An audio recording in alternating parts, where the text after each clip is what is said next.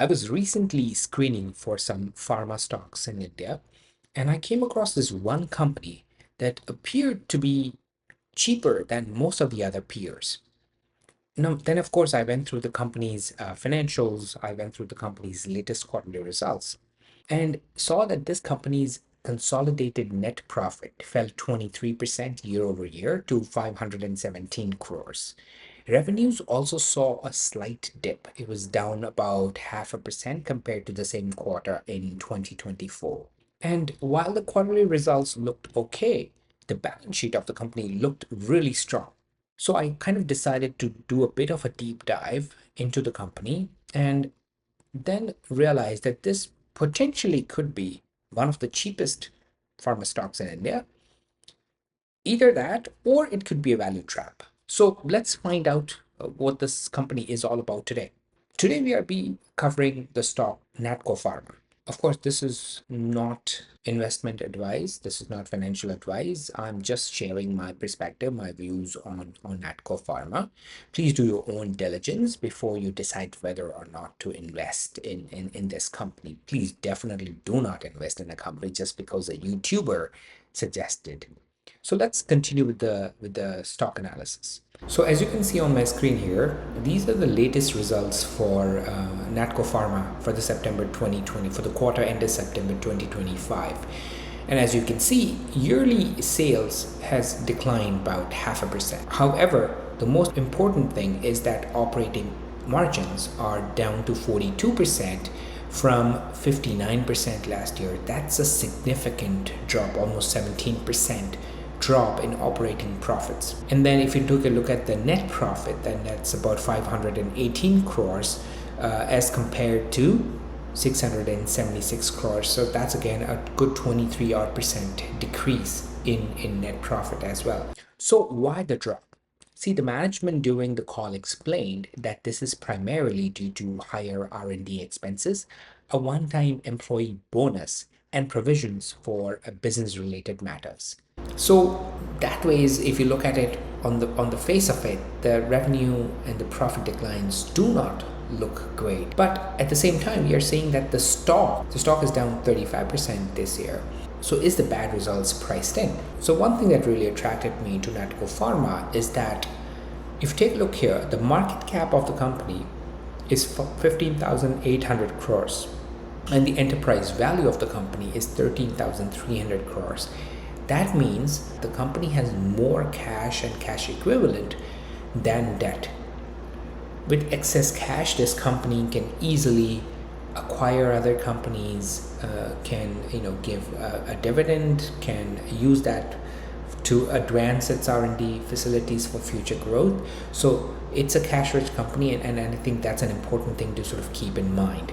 If I go to the balance sheet here, you'll see that this company, let me move my face around a bit. Okay, so now you can see that in the balance sheet, if you click on total assets here, you'll see that this company has been steadily increasing cash. So if you take a look, in March 2014, it had about 17 crores in cash, which has grown to 2,690 crores as of September. Now, that's a massive increase in cash reserves of a company, cash and cash equivalent. You also take a look at the investments, and it has gone from about 2 crores to 774 crores. So if you take a look, then just if you add up the cash and cash equivalent and investments, that kind of comes out to be roughly 3,400 crores. Now, opposed to this, if you take a look at the borrowings, then you'll see that this company has almost just 5 crores in long-term borrowings, and the short-term borrowings is about 253 crores. However, that has steadily gone down in the last 3 quarters last 3 years, from 363 crores down to 253 crores.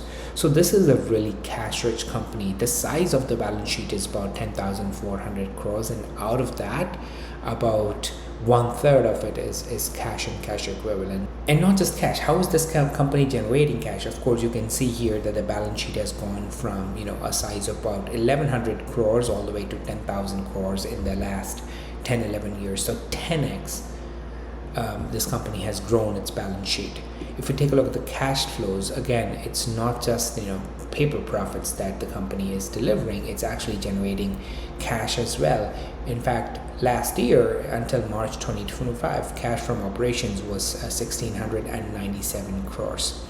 And if you take a look at the fixed assets that the company purchased, I believe the company has acquired a South African company, Pharma Company as well. Then we have about 512 crores in fixed assets purchased. So that brings us to free cash flow of over, I would say, about 1,000 or almost 1,100 crores.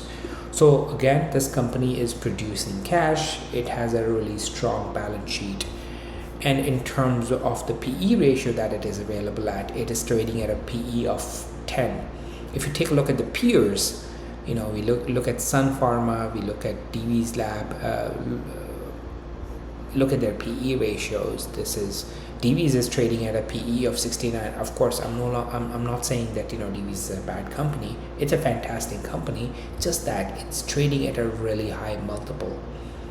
Sun Pharma is at 37, Torrent Pharma is at 58, Reddy's is at 18, and Natco is at 10.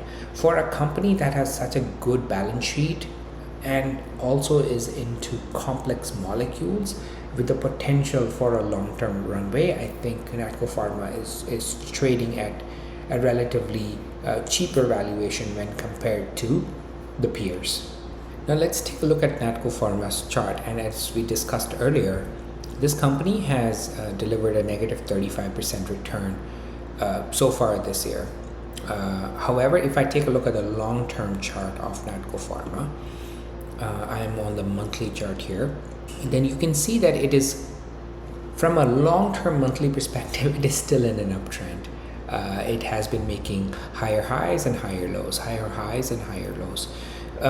If I look at this, the chart pattern, what I've done is I've created a bit of a channel. As you can see here, this company on a long-term basis is, it's a pharma industry, so as usual, it is always going to be a cyclical industry.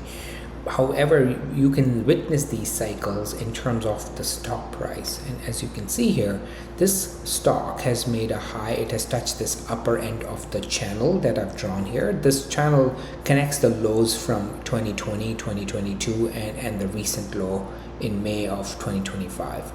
So if you take a look at this stock price, it hits the upper end, it touches the upper end, hovers around it for a while, and then as the cycle turns, the stock price goes down.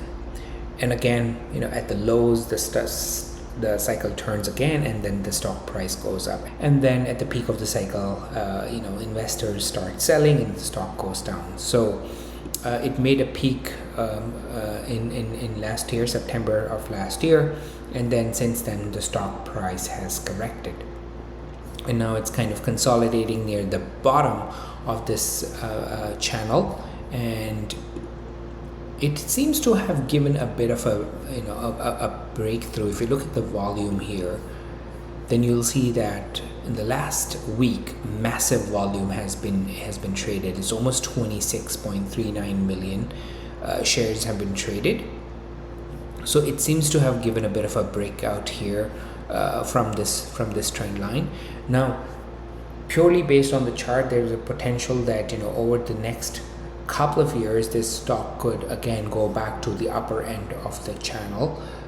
So there is a potential that the stock could give decent returns over the next 12 months to 24 months. But that's purely from a technical perspective. Of course, we already looked at the valuation from a fundamental perspective, from a fundamental lens. Now the question remains, does the current low valuation, if you look at the trailing 12 months PE, that's about 10.1, does that make it a good buy? First of all, if you look at the positives, one is that Natco has niche R&D pipeline. It isn't just making your basic generics. They focus on complex, high barrier drugs. They recently launched a generic version of Zortress in the US, and they are on track for a domestic launch of a generic version of Ozempic, which is basically a semaglutide molecule, around March of 2026. The second element that I kind of like is that if you look at their balance sheet, it is a cash-rich balance sheet. It has strong cash reserves. And Natco, you can leverage that. And it recently acquired a majority stake in a company called Adcock Ingram. It's a South African pharma company. So this diversifies its revenue streams and builds a stable base business. And with the additional cash, they can always look for more acquisitions around the world. And then the future growth levers, right? Beyond generics, Natco is also demerging its crop health sciences division to unlock value and is investing in niche biotech ventures. But of course, we have to be realistic and we have to factor in the key risks that the company has. One is earnings volatility. Like I said earlier, the decline in profit from Revlimid will continue to impact in the near term earnings, and it requires someone who's a very patient investor. Second is regulatory headwinds. The US FDA recently issued seven observations at NATCO's Chennai API facility.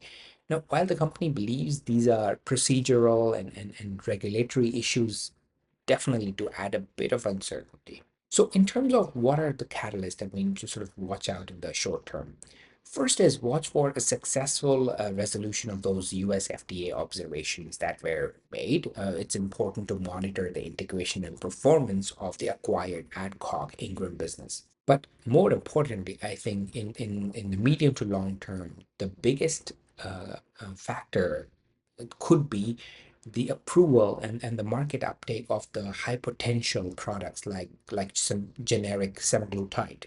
The demerger and potential separate listing of the crop health sciences division also offer a potential of value unlocking. So, do you hold Natco Pharma or are you considering creating a position in Natco Pharma? Do let me know in the comments below. Also, do let me know what additional elements of investing would you want me to consider in my videos. Please do consider hitting that like button and subscribe for more. And do share this video with someone who you know is invested or interested in investing in the pharma industry in India. Until next time, happy investing.